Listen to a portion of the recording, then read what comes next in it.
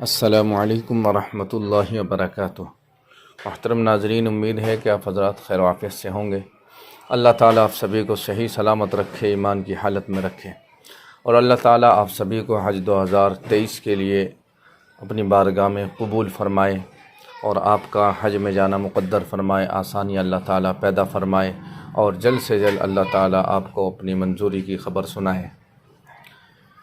دوستو، بہت سارے حضرات سلام بھیجتے ہیں، سب کی طرف سے وعلیکم السلام ورحمۃ اللہ وبرکاتہ۔ اس سے پہلے کہ میں آپ کے سوالوں کا جواب دوں، میں سمجھتا ہوں کہ روزانہ 2-3 مسائل کے اوپر بھی بات ہونی چاہیے۔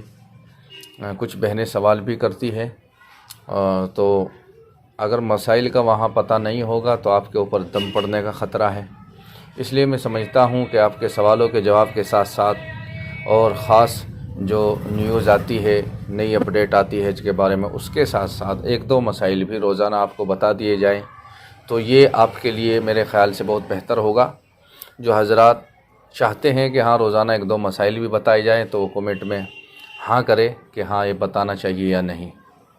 اگر آپ حضرات دلچسپی لیں گے اور کہیں گے تو میں انشاءاللہ بتاؤں گا، ورنہ میں بتانا بند کر دوں گا۔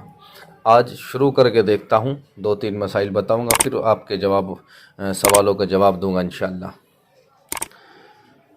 تو حالت احرام میں عورت کے لیے سفید کپڑا پہننا، کیا فرماتے ہیں علماء دین اور مفتیان اکرام؟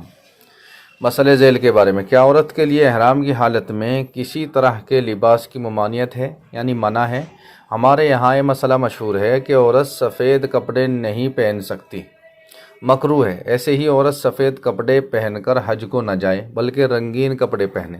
معلوم یہ کرنا ہے کہ کیا عورت کو سفید کپڑا پہننا ممنوع ہے، منع ہے یا مکروہ ہے، یا حج کو جاتے وقت اگر کوئی عورت سفید کپڑا پہن لے تو کوئی حرج ہے؟ تو اس کے بارے میں مفتی کرام جواب دیتے ہیں، فرماتے ہیں عورت حالت احرام میں یعنی احرام کی حالت میں کسی بھی رنگ کا کپڑا پہن سکتی ہے۔ اس کے لیے سفید یا کسی بھی رنگ کی تخصیص نہیں ہے، یعنی کوئی طے نہیں ہے کہ فلاں کلر ہی پہننا ہے، کوئی بھی کلر کا کپڑا پہن سکتی ہے۔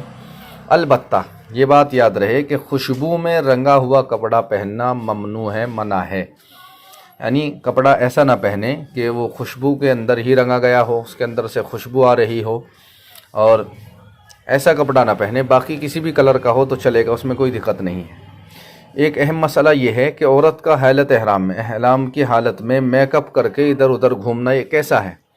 تو اس کے بارے میں مفتی کرام سے سوال کیا گیا کہ بہت افسوس کے ساتھ لکھ رہی ہوں کہ میری بعض بہنیں احرام کی حالت میں بھی میک اپ کرتی ہے اور غیر مردوں سے چہرہ چھپائے بغیر ادھر ادھر گھومتی ہے، شریعت میں اس کا کیا حکم ہے؟ تو مفتیان کرام نے جواب دیا ہے کہ عورتوں پر احرام کی حالت میں پردہ اسی طرح لازم ہوتا ہے جیسا کہ غیر احرام میں لازم ہے، یعنی بنا احرام کے جیسے پردہ ہے اسی طرح احرام کے حالت میں بھی پردہ جو کا تو ہے، نہ زیادہ ہوتا ہے نہ کم ہوتا ہے۔ اس لیے احرام نے بے پردہ رہنا جائز نہیں۔ نیز عورت کا احرام میں میک اپ کرنا بھی درست نہیں ہے۔ احرام کی حالت میں میک اپ کرنا یہ ٹھیک نہیں ہے۔ کیوں؟ میک اپ میں عام طور سے خوشبودار چیزیں استعمال ہوتی ہیں، مثال کے طور پر کریم، پاؤڈر وغیرہ، تو یہ چیزیں سب خوشبو والی ہوتی ہیں، تو اس سے جنایت لازم آتی ہے اور بہت سی صورتوں میں دم واجب ہو جاتا ہے۔ اس لیے خواتین کو بحالت احرام ایسی چیزوں سے بچنا لازم ہے، یعنی احرام کی حالت میں وہ میک اپ وغیرہ نہ کرے۔ جس چیز سے خطرہ ہو دم پڑنے کا تو ایسا کام کیوں کرے، بغیر اس کے رہ لے، 1-2 دن کی بات ہے، اس کے بعد خوب کرے۔ اسی طرح سے احرام کی حالت میں چوڑیاں وغیرہ پہننا کیا یہ ٹھیک ہے یا نہیں؟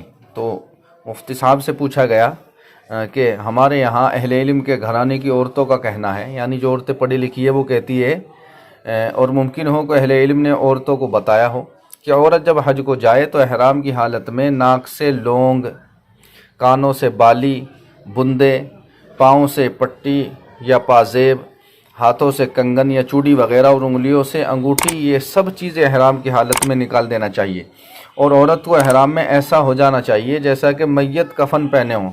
معلوم یہ کرنا ہے کہ کیا مذکورہ چیزیں احرام میں ممنوع ہے اور اہل علم کے گھرانے کی عورتوں کا یہ کہنا صحیح ہے، یا عورت حج کو جاتے وقت یا احرام کی حالت میں سب چیزیں پہن سکتی ہے یا نہیں؟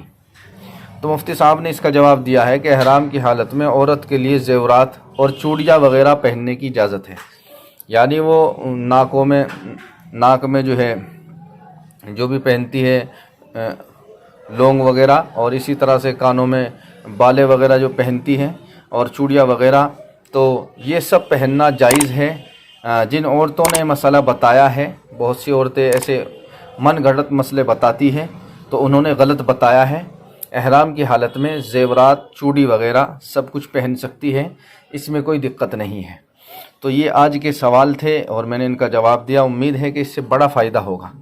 باقی آپ حضرات نے جو سوال کیے ہیں اس کے بارے میں بتا دوں۔ صبا صدیقی بہن نے سوال کیا ہے کہ میری امی ٹوائلٹ جاتی ہے تو شلوار اتر کر گر جاتی ہے، شلوار پہن جانے میں انہیں پریشانی ہوتی ہے، کیا احرام کی حالت میں شلوار اتار سکتی ہے؟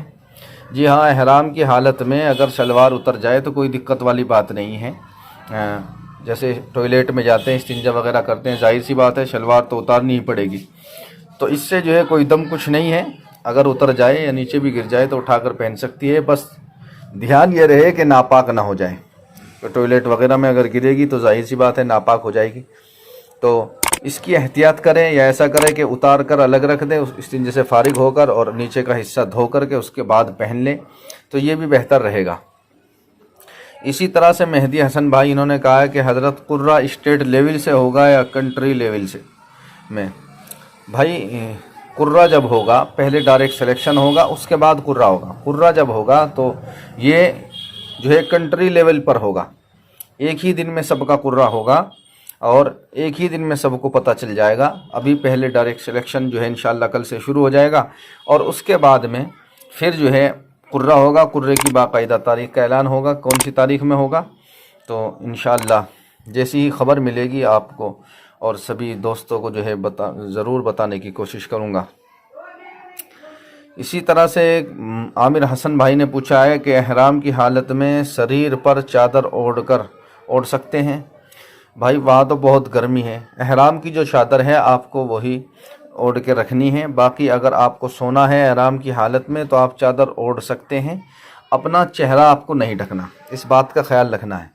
اگر آپ نے جو ہے چہرہ ڈھک کر سو گئے اور آپ کو اسی حالت میں 12 گھنٹے گزر گئے تو آپ کے اوپر دم پڑ جائے گا، اور دم کا مطلب یہ ہے کہ ایک بکرا آپ کو جو ہے صدقہ کرنا پڑے گا، وہ بھی حرم کی حدود میں، وہیں، یعنی کہ ہم سوچے کہ انڈیا میں جا کر کے کر دیں گے، نہیں، وہیں کرنا پڑے گا۔